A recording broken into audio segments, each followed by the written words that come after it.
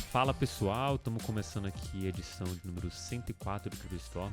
Hoje eu tô de volta aqui, resolvi pegar meu lugar cativo nesse podcast. E hoje um podcast um pouco diferente, né? A gente tá com alguns goles de cerveja aqui, um pouquinho diferenciado, dá uma alegria nessa quinta-feira de gravação. Provavelmente você tá ouvindo na sexta-feira, então acho que... Sextou. Sextouro. Boa. Hoje, cara, como sempre, a gente sempre começa com um assunto e passa por vários aí, acho que não vai ser diferente.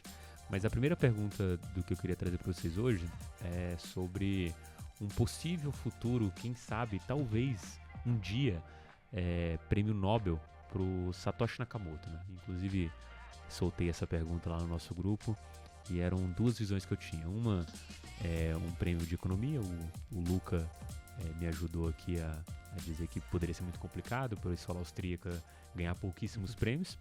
Depois a gente levantou a ideia até de um prêmio Nobel da Paz, que seria uma coisa muito mais política, né, do momento e tudo mais. Eu queria trazer essa discussão primeiro, óbvio que a gente vai adentrar em outros assuntos aqui, e quase me esquecendo de apresentar, como sempre, o Luca aqui do meu lado esquerdo para falar, e o Walter. Salve, galera. Boa, galera. Bom, então vamos lá, Luca, vou passar primeiro para você, aí você que ajudou nessa minha percepção de que a escola austríaca não é tão bem vista no prêmio de economia. Fala um pouco da sua visão, se isso é possível. Satoshi Nakamoto um dia pode ganhar esse prêmio. Ah, cara, só se ele voltar e mudar o white paper do Bitcoin lá e adotar uma política completamente keynesiana. Mas acho muito pouco provável. Se a gente olha historicamente, quem ganha o prêmio Nobel de economia raramente é alguém com um pensamento um pouco diferente do que está alinhado no mainstream, né? Então, assim, eu até cheguei a comentar isso, a cada 40 keynesianos que ganham um Hayek, ganham um Friedman. Realmente, acho muito difícil ele ganhar um prêmio Nobel de economia por causa disso, por causa de todo esse histórico do fato da academia favorecer as pessoas que pensam de uma certa maneira e tudo mais. Assim, não querendo levantar polêmica, falar já levantou uma polêmica aí, eu senti uma polêmica aí. E não que eu não goste, né? Mas acho que isso é bem claro quando você olha assim, realmente existe um bias positivo de quem pensa de uma certa maneira para ganhar o Nobel. Basta ver quem ganhou o Nobel de economia desse ano com uma tese assim, na minha opinião, questionável, mas quem sou eu? Não sou economista aí é o Walter, depois ele falou o que ele achou. Mas a minha visão é essa, assim, em relação ao Nobel de Economia, acho muito pouco provável.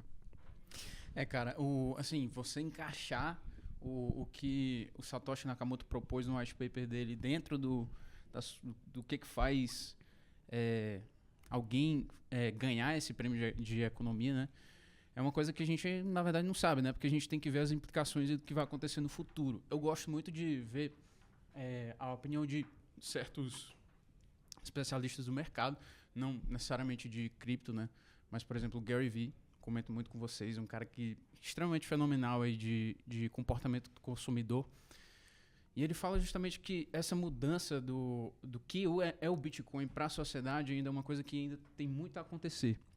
De que forma? Bitcoin vai virar uma marca mundial e descentralizada, que não tem donos, que as pessoas só utilizam aquilo pelo que ela é. E é uma economia em si, né? Os participantes eles estão ali incentivados de uma maneira X que faz o sistema funcionar e a gente não precisa aqui entrar em detalhe.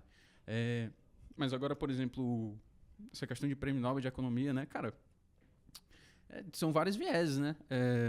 Um é o quanto que aquele conhecimento novo está sendo agregando para a academia. O outro é se existe alguma aplicação real que faz diferença para alguma coisa. Um prêmio aí que foge até um pouco do escopo tradicional do que tem sido premiado, né? Foi o prêmio aí do Daniel Kahneman, que ele mistura muito aí de psicologia com o que acontece com a economia. Então, aí está um exemplo diferente do que foi premiado. E é muito interessante porque é uma coisa assim completamente multidisciplinar, né? Você pega conceitos de incentivos psicológicos e vieses comportamentais e mistura aquilo com tomadas de decisão que vão ter influências econômicas. Então, cara, muito interessante e para mim até tem não que isso tenha muita coisa a ver com cripto, mas tem, né? Porque é dessa forma que se programa, né? Linguagem de programação, lógica, como os protocolos funcionam é muito calcado nesse negócio de você incentivar o jogo ali dentro para ele funcionar. Então são duas coisas que são, assim, foram extremamente multidisciplinares, né? Muito interessante. E é isso aí que eu penso. Cara, sobre esse negócio do Kahneman que você falou, eu acho bem interessante. Assim, algumas memórias que eu tenho sobre os Nobéis são duas. Uma do Kahneman mesmo, acho que mais recente, assim. E a outra do Yunus, né? Que foi, sei lá, o pai do empreendedorismo social, né? Acho que basicamente quando ele lança aquela ideia do banco em que ele promove, acho que é um banco na Índia, se não me engano, posso estar falando besteira, mas ele dá microcrédito para as pessoas comprarem um cabrito para produzir leite, vender o leite e pagar o empréstimo, né? E ele conseguiu uma taxa de inadimplência baixíssima por um certo período, e aquilo tornou ele como se fosse o papa do empreendedorismo social. E algumas coisas ali me vem a questionamento que vai na mesma ideia do Kahneman, né? Quando o Kahneman surge como esse cara, o Nobel de Economia, fazendo um estudo econômico mais baseado em psicologia comportamental, você tem uma coisa na mesa que começa a chegar, que é isso, assim, o comportamental é tão importante, o Homo econômicos é tão importante como o Homo sapiens, e eles se conversam entre si, muitas vezes são contraditórios um ao outro. E quando você põe isso na mesa, você começa a surgir uma série de outros autores, que óbvio não surgem da noite para o dia, mas já estavam aí, ele começa a ganhar relevância. Então você tem uma série de livros publicados depois que o Kahneman é eleito Nobel, que vão nessa direção. E aí, da mesma forma que aconteceu com Yunus, vem uma pergunta na minha cabeça. A sociedade em si, ela já está evoluindo para alguma coisa nesse sentido, e o Nobel é uma conclusão, talvez, desse sentimento geral, ou da academia, ou de quem acho que é uma instituição, né, que vota e a escolha do Nobel, ou, na verdade, ela é um incentivo para que aquela certa atividade vá acontecer. Quando eu boto em perspectiva, para mim, vem algumas coisas na cabeça, né, que talvez, corolário de como que o Satoshi Nakamoto ganharia um Nobel seria exatamente esse Bitcoin, toda essa narrativa que os cypherpunk já falavam lá atrás, ela se concretize, infelizmente, talvez de uma forma trágica, para que as pessoas deem a devida importância a esse instrumento de escassez digital que não está presente em nenhum outro momento na história, a não ser depois da invenção do Satoshi Nakamoto. Então, a minha percepção é que isso teria que acontecer para que, de fato, se valorizasse um ativo de escassez digital, que não tem censura, que é distribuído, baseado em teoria dos jogos, e todos conseguissem apreciar a beleza do que é isso, e principalmente acho que a academia conseguir apreciar. Essa é a minha visão sobre como que isso poderia sair. E aí, quando eu olho em perspectiva o que está sendo discutido no Congresso americano de imprimir $1 trilhão, eu acho que, infelizmente, a gente está num caminho... Depois de terem imprimido vários trilhões ano passado. Ano passado, né? 40% assim, do... Não é como se eles fossem imprimir $1 trilhão assim do nada. Tipo, tamo de boa aqui, a gente tá mó tempão sem imprimir dinheiro, vamos imprimir $1 trilhão, a gente paga nossas dívidas suave. Não, eles imprimiram trilhões ano passado e querem imprimir mais $1 trilhão esse ano. E ainda tem o trilhão do pacote do Biden lá. Isso, o trilhão novo bilhão, né? O trilhão novo bilhão, a verdade é essa. Isso é muito complicado, porque a gente vê aí vários prospectos do que vai vir próximo ano, que é de um crescimento deficiente. Não vai ser um crescimento que vai aumentar a produção de 2021. Ou seja, você tem duas maneiras de pagar a sua dívida. Ou você emite mais crédito, renegociando dívida, não sei. Ou você produz mais. Essa segunda opção já não vai acontecer. É o que a gente está vendo. Então, como é que você vai fazer, né? O investidor está olhando como para isso. E, cara, essa situação, esse imbróglio que está acontecendo agora no Senado de regulação de cripto é uma coisa que pode aí mudar muita coisa para os Estados Unidos, até pelo fato da China ter simplesmente criminalizado qualquer atividade aí, envolvendo transação com criptoativos. Isso aí são palavras de uma própria senadora, acho que o nome dela é Cynthia Lummis. E, é fantástico o que está acontecendo lá, cara, porque simplesmente, se a regularização acontecer de uma forma que permita mais iniciativa empreendedora, que permita mais segurança do investidor, mais e mais a gente vai ver esse movimento do investidor institucional, que é o que a gente está vendo agora, né? Banco aí, Société Générale, Não sei como é que se pronuncia, não. É o terceiro maior banco da França, pegando empréstimo. Um dos maiores bancos bancos do mundo, acho que é o 14º maior do mundo. Impressionante, cara. Eu não sei de outra instância que um banco foi pegar 20 milhões foi dólares? Acho que é dólares em DAI, né, no caso. Foi pegar financiamento em um protocolo de finanças descentralizadas. Olha aí Eles queriam usar como colateral um bond que eles emitiram no Ethereum mais pro início do ano, que era um bond relacionado ao euro, com o negócio é 0% de rendimento. Tipo, pra quem é um louco de DeFi, acha, porra, 0% de rendimento é uma sacanagem. Mas para a realidade da Europa, em que as taxas de juros são muito baixas ou negativas, um bond com 0% é muito bom lá, e todo mundo corre atrás de um bond por 0%. Então, tá rolando na governança ainda essa proposta do banco, né, de querer dar emprestado utilizando esse bond deles, mas é um passo muito importante, com certeza, para a adoção institucional. Demais, isso solidifica demais o que está sendo proposto por finanças descentralizadas. E é essa abertura aí para o mundo de cripto que eu vejo na hora que a gente vê um cenário macro tão engessado como a gente está vendo. E eu não tenho um profundo conhecimento aí da situação do Covid, agora da variante Delta, Zeta, Alpha, Beta, um alfabeto inteiro aí. E assim, a gente não sabe como é que vai ser o desenvolver disso aí no próximo ano, se vai estar tudo ainda, se já vai estar tudo funcionando mais ou menos aí nos conformes de como era, né? Pré-Covid, mas assim... Eu tenho uma digressão sobre esse ponto também, que para mim parece sempre um caminho meio sem volta, né? Tem duas forças aí nesse mundo. Uma delas é uma força inflacionária mesmo, então você tem muito dinheiro, naturalmente isso vai bater uma hora nos preços, como já está batendo, a gente está vendo nos Estados Unidos, a gente está vendo isso aqui no Brasil, e com certeza os países emergentes como o Brasil sofrem mais nesses momentos, né? Porque uma moeda fraca, existe de fato uma necessidade do mundo por dólar, mas óbvio, esse negócio tem limite também. Uma hora alguém se questiona e fala assim, cara, o cara me imprimiu mais 1 trilhão aqui, por que ele não imprimiu 10? Então não vale nada. Assim, esse questionamento ele fica mais latente, né? Então acho que o risco do próprio Senado americano, essa discussão nas câmaras americanas é justamente essa. Assim, a gente pode imprimir? Pode, mas isso pode afetar toda a confiança que o pessoal tem de como a gente pode pagar e se de fato essa realidade intersubjetiva aqui, que esse dinheiro deixa de existir porque as pessoas deixam de acreditar, porque o papel fiduciário é isso, né? Uma moeda fiat, o dólar real, que seja uma crença das pessoas sobre aquilo. Que é fé. É fé, isso, fidúcia de fé. E quando eu olho nessa perspectiva, eu sempre vejo, tem 2 caminhos a serem seguidos. Os 2 levam na mesma direção, que é o fim do poderio do dólar.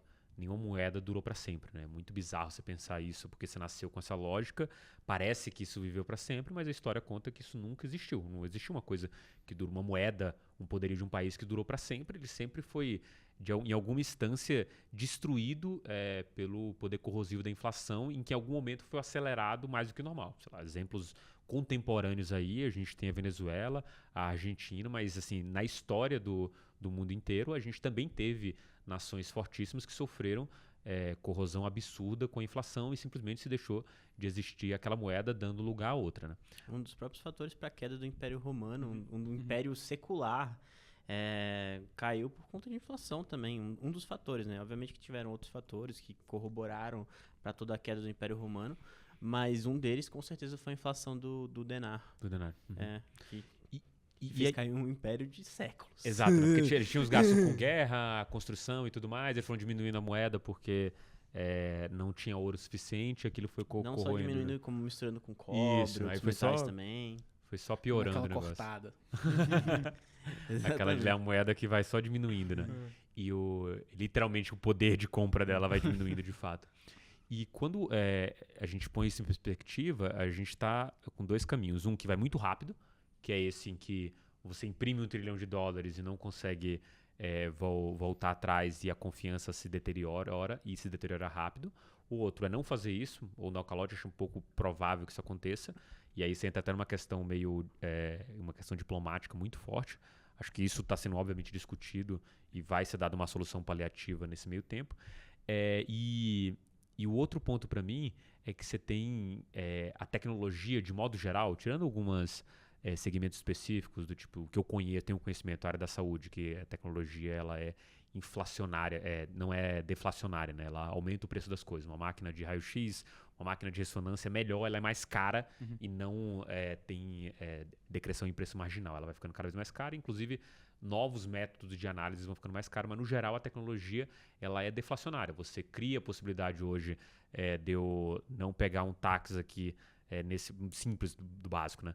Não pego um táxi aqui porque eu sei que está muito caro perto do que eu tenho no aplicativo, já que ele traz aquela eficiência dos mercados na palma da sua mão e, obviamente, o cara do Uber é muito mais barato que o cara do táxi e aquilo vai ganhando de eficiência e você não tem essa tal inflação nesse tipo de produto. A mesma coisa deveria ou tem acontecido com produtos que você compra de e-commerce. Você entra e fala assim, cara, será que está caro ou barato? Você tem o comparador de preços, você pode olhar em cada lugar específico, eventualmente achar uma promoção e aquilo vai segurando essa inflação de uma maneira que você, de fato, aperta o modelo de negócio das empresas para que elas sejam mais criativas, para tornar o produto mais barato ou ganho de eficiência, então procurando cada vez mais em tecnologia, né? Então tem essa força da tecnologia que é deflacionária. O ponto para mim, e aí eu sou um otimista, né? De modo geral, é que o poder deflacionário da tecnologia no embate com a inflação, numa briga contínua, ele venceria. Ou, de fato, a gente teria confluência de alguma coisa como que a Catherine Wood fala, né? Que é cripto, inteligência artificial, machine learning, sei lá, sequenciamento de genoma. São 5 tecnologias que ela fala. Ela fala também de armazenamento de energia. Armazenamento de energia. Tipo, tudo isso levaria o mundo a ter uma deflação estrutural, né? E aí, quando essas coisas realmente se começassem a trabalhar juntas, a gente teria isso. O ponto é que quando que elas vão começar a trabalhar juntas e se, de fato, você não tem uma inflação tão galopante e rápida que não vai dar tempo disso acontecer. E você vai ter, de fato, uma deterioração do dólar, né? E esses 2 pontos, para mim, são a grande questão hoje. Porque você está vendo uma inflação muito rápida, uma coisa que o Porto do Jones falou lá atrás, que todo mundo falava, legal, mas não dá para ver. O Jay lá, o Jeremy Powell, falando que não, é transitório. Aí não, galera, foi agora, mas vai passar no próximo. Aí falando, não é bem assim, talvez não seja transitório. Galera, não é transitório, que é meio aquela ideia de que se esse cara, e aí total razão pra ele, assim, se esse cara chega lá e fala, galera, num primeiro momento, assim, a inflação vai descarrilhar todinha, vai descaralhar aqui, a gente vai ver o dólar perdendo valor, acabou. Se esse cara falar isso, aí acabou mesmo. Então ele tem que ter esse discurso de fato, porque ele é incumbente. Ele tem que falar que o gato subiu no telhado, não que ele morreu. Porque ele vai preparando o mercado como um todo, aquecendo. né? Vai aquecendo, que é o negócio de, se você, dependendo de onde estiver próximo de acontecer o desastre, se você avisar a população, você mata mais gente do que se deixar o desastre acontecer de fato. Hoje mesmo, eu vi lá nos dos twitters de daqueles jornalistas da Bloomberg, ele soltou lá que o Bullard, que é um dos caras, um dos Fed Boys, né, em geral, acho que ele é presidente do Fed de St. Louis, se eu não me engano, e ele falou que tem 50% de chance da inflação ser persistente. Ele falou, 50% de chance. Ele basicamente meteu 50-50. Pô, é a típica resposta da economista, né? Passar a faculdade inteira respondendo, depende. Cara, mais um ponto aí sobre esse negócio do cabeça, né? Da peça-chave da economia do mercado financeiro, que é o líder do Fed, o Jerome Powell. Ele não só tem que sair aquecendo o pessoal na narrativa, mas também nos números. E é uma das críticas aí que alguns analistas estão fazendo, é que o CPI, o Consumer Price Index, ele tira ali, eu não sei exatamente as medidas exatas que eles tiram, mas eles deixam de imputar dentro daquele índice elementos que deixariam ele muito maior. Ou seja, para o consumidor comum, não para o consumidor comum, né, mas para a pessoa aí que busca entender mais, vai olhar para a fala do Jerome Powell, não, esse cara aí ele não tá abrindo o jogo, deixa eu ir olhar os números. Aí os números também estão ali mais ou menos em linha com o que ele está dizendo e não está dizendo aquela máxima de verdade. cripto, né? Don't trust, verify. Exato. E outra máxima de cripto também, do your own research. Que aprenda por si só, né, cara? E nesse ponto, acho que tem uma questão que que acho que naturalmente pra mim é meio aquelas coisas, né? Talvez em retrospecto a gente fala, caralho, era muito óbvio que talvez isso fosse acontecer, né? Você tem uma inflação já anunciada, as pessoas não querendo admitir e uma saída que no futuro pra mim vai ser isso. O pessoal vai olhar pra trás, puta, era óbvio, né? Talvez aquele negócio vai ser criticado por ser o cara que não viu isso porque era tão óbvio naquele momento, né? E para mim, dessas narrativas que a gente talvez veja sendo criada no futuro, seria mais ou menos nessa direção, né? Você tem uma história que conta que nenhuma moeda dura para sempre, uma impressão de dólares, que é a moeda mais forte, de 40% de todos os dólares que existem serem impressos em um ano só, num período de 12 meses, e, além disso, um outro ativo escasso, sem fronteira, sem país e tudo mais, que qualquer um poderia acessar e que, naturalmente, se as pessoas entendessem que esse era o melhor caminho, você não tinha mais volta, porque você não pode censurar aquele negócio. Toda a soberania do dinheiro pela mão do Estado estava colocada em xeque. Que, para mim, é basicamente o que o Tuur Demistel, acho que é o do cara da Damant Capital, que nem tem mais o fundo de fato, ele fala sobre essa essa separação que aconteceu no passado do Estado, da religião, e hoje o que cripto favorece é essa separação da moeda do Estado. E lá, assim como era bizarro pensar isso lá atrás, porque o poder, essas duas instituições, elas trocavam ali favores e trocavam poder entre elas até o momento que aquilo se separa, justamente por o abuso de um desses caras do outro. A igreja, ela abusou por muito tempo desse poder, inclusive do negócio da indulgência, de vender um lugar no céu, e aquilo tudo foi questionado porque, na verdade, o que estava escrito era uma coisa e o que se praticava era outra. Então, se você tem essa separação lá atrás, que era tão bizarra de pensar, você também pode ter essa separação do dinheiro do Estado, justamente pelo abuso de em detrimento de uma tecnologia que seria esse dinheiro fiduciário. Então, não acho uma coisa totalmente bizarra de se pensar, e acho que toda vez que a gente está falando de alguma, e acho que o Ray Dalio cita muito isso, né, que a gente está falando de alguma mudança de paradigma, né, que acontece a cada 100 anos, a cada 10 anos, dependendo do seu framework, existe essa possibilidade na mesa, porque isso já aconteceu no passado. Então, nessas horas que vale a pena você estudar a história e entender como se deu essa separação lá atrás, né? E talvez traçar até alguns paralelos. E é isso que o Tuur Demistel fala. Ele traçou alguns paralelos sobre isso e como que se encaixa no momento que a gente está vivendo. Só que, óbvio, você ainda precisa de alguns anos para que isso se concretize e, óbvio, se concretizar, né? Não quer dizer que eu tenho certeza que isso vai acontecer, mas acho que a possibilidade está realmente na mesa. Eu acho que a gente abriu falando de Nobel, né? Você falou de separação de moeda e Estado. Quem propôs isso lá atrás foi um Nobel de Economia, o Hayek. Friedrich Hayek propôs isso lá atrás.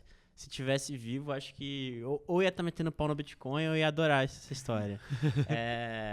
Mas ele propôs isso lá atrás. Ele teve essa ideia lá atrás de moedas privadas, de existir um livre mercado de moedas em que as pessoas pudessem escolher aquilo que satisfaz melhor as suas necessidades, e é isso que a gente vê hoje, né, no mercado de criptomoedas. A gente tem realmente um livre mercado de moedas em que o usuário realmente utiliza aquilo que for o que melhor serve ele, né? O Bitcoin serve para quem quer ali ter essa narrativa da reserva de valor, quem quer transacionar grandes volumes de dinheiro.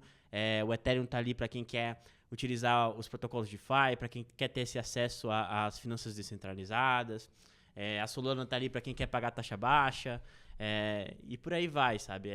Cada moeda tem seu use case, cada usuário escolhe usar uma ou então várias moedas. E esse livre mercado é uma realidade hoje. E é questão de tempo para isso crescer e engolir o sistema financeiro tradicional. Cara, a gente continua. Toda vez que a gente senta para conversar, eu sinto como se a cada passo a gente fosse encontrando mais teses que justificam a migração da sociedade como um todo para utilizar esse tipo de serviço. O André falou, vocês estão comentando, né, do separação moeda e Estado. Isso para mim é uma coisa que faz completo sentido, porque no momento em que você tem um centro de poder que manipula, tem poder sobre todo o valor que pode ser transacionado numa sociedade, amigo, o ser humano é corrompível. Eu não acredito em nenhum assim, ideal de ética que que as pessoas consigam atingir comunitariamente. Eu acho que isso aí é impossível. Se os incentivos não estão alinhados de uma forma que faça o sistema funcionar, ele não vai funcionar, você vai ter corrupção. Então, isso aí é você separar, você fazer com que haja independência do sistema financeiro do Estado, é mais uma tese para mim de que esse é o futuro. E as pessoas lentamente vão percebendo isso, as instituições lentamente vão percebendo isso. E quem entra antes, já dizia meu pai, quem chega cedo bebe água limpa. Água limpa. Isso é bem interessante, que de novo, em retrospecto, as pessoas vão falar assim, cara, talvez seja muito óbvio, né? A falta de confiança que as pessoas têm no governo. Elon Musk. Então, em retrospecto, era inevitável. Porque pra mim é muito isso, assim. O que eu tô vendo hoje é um filme. Desculpa, mentira. É um replay de um jogo que eu já sei o resultado no final. Assim. A sensação que eu tenho hoje é essa, assim. Por tanto do que aconteceu na história, pelos passos que isso vão dando, pelas narrativas que estão sendo criadas para tentar derrubar esse negócio e pelo embate que talvez a gente vai enfrentar no futuro com regulação ou com algum país de maneira mais séria, como aconteceu com a internet lá atrás, mas isso não matou a grande evolução que ela trouxe para o mundo como um todo. E eu, olhando todo esse desenho, fica muito claro para mim para onde que a gente vai caminhar de fato e qual que é o potencial, né, dessa separação.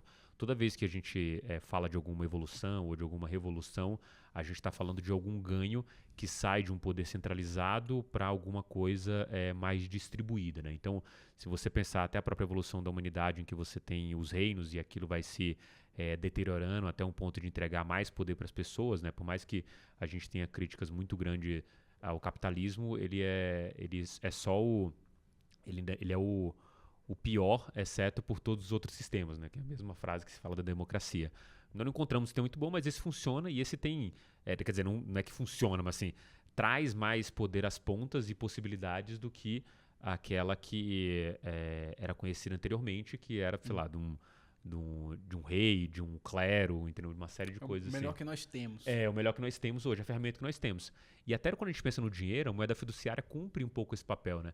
Por mais que a gente ache, putz, tem um cara lá imprimindo dinheiro e tudo mais, e obviamente entregando muito mais valor ali, porque eles chamam de cantilionários, né? Que é os caras que estão próximos do dinheiro, dessa impressão e recebendo muito mais, você tem de alguma forma algum ganho de qualidade de vida no mundo como um todo, porque o sistema capitalista possibilita essa mobilidade. Possibilita. Não estou falando que é fácil e que a gente não entenda que existe, por exemplo, uma população pobre que demoraria 3, 4 gerações para sair daquela situação. Mas ele possibilita isso. Se você está num sistema de reinado, e aí pensando basicamente, sei lá, até numa espécie de feudalismo, você não tem essa mobilidade. Não existe a possibilidade estrutural de que você consiga, por meio de um empreendedorismo, de propor uma ideia nova, atingir esse poder, né? E brigar de frente com o dono do feudo. Mas isso é possível hoje na estrutura que a gente tem.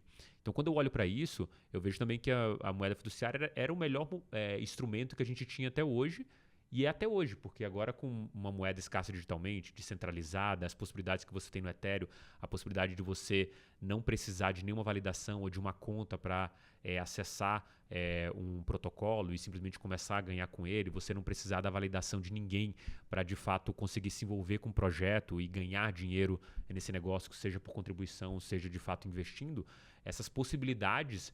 e aí tem aquela tirinha que você mostrou, vou criar um negócio para revolucionar o sistema financeiro. Putz, não dá, ainda não criaram o Ethereum, né? E agora tem isso. Então, assim, você tem essa possibilidade na mão. É fácil? Óbvio que não. Quantas pessoas sabem Solidity? Quantas pessoas de baixa renda conseguem programar um negócio desse? Não, o cara tá preocupado em comer, não sabe? Assim, a dificuldade do cara de talvez ler alguma coisa, interpretar, entender matemática é infinitamente maior, mas existe essa possibilidade agora.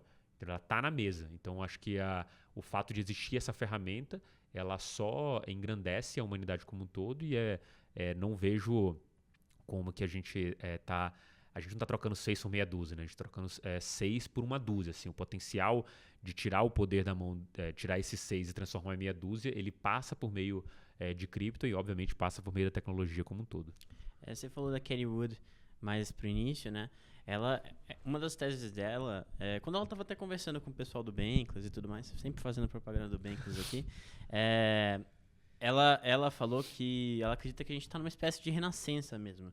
A gente tem todas essas tecnologias nascendo agora e convergendo para uma coisa extraordinária, uma mudança de fato na maneira que o ser humano vive e da maneira que ele vai viver nos próximos séculos. E foi isso que a gente viu na Renascença old school, a verdadeira Renascença lá atrás, né? A gente tinha todas aquelas tecnologias convergindo ao mesmo tempo, você tinha as grandes navegações acontecendo, você tinha as belas artes, né? Leonardo da Vinci, Michelangelo, tudo aquele renascimento da ciência, o nascimento da medicina de fato, estudos anatômicos e tudo mais, tudo acontecendo ao mesmo tempo, que proporcionaram aquela mudança de vida que os seres humanos daquela época perceberam nos próximos, sei lá, 30, 40, 50 anos dali pra frente, né? Engenharia bélica também, que foi de crucial uso no descobrimento do novo mundo, né? Exatamente. Além das próprias grandes navegações. Exatamente. Então, a Cathie Wood, ela acredita muito nisso, que a gente está num momento parecido com esse, que a gente tem várias tecnologias nascendo ao mesmo tempo e que todas elas estão convergindo para um futuro novo para a humanidade, em que aquilo vai mudar estruturalmente a maneira em que a gente vive. E olhando de fato para as coisas que estão acontecendo, eu acredito bastante nessa tese dela. Você tem os bilionários aí, tá todo mundo indo pro espaço, né? O Jeff Bezos tá indo pro espaço, o Elon Musk tá indo pro espaço. Ninguém mais vai descobrir a América do Sul. Vamos descobrir Marte agora. Pô. Vai descobrir Marte, vai descobrir Júpiter, sei lá, vão viajar aí pela Via Láctea. Você tem cripto que tem esse micro-universo, tem o próprio metaverso sendo desenvolvido dentro de cripto. Então, assim, existem N possibilidades daqui pra frente. E essa ideia da renascença, para mim, é muito clara. A gente está num ponto de virada. Os últimos 100 anos vão ser muito diferentes dos próximos 100 anos. Essa mudança vai ser muito estrutural e muito rápida. Muita gente não vai ver nem acontecer. Assim, vai ser uma coisa que um dia de uma maneira, na outra a gente já vai estar vivendo de outra maneira e as coisas vão cada vez mais fazer parte da nossa vida. Da mesma maneira que lá atrás, quando descobriram um avião, você fazer uma viagem de avião era uma coisa assim, muito fora da realidade. Avião era uma coisa assim que ficava mais reservada para uso militar, etc.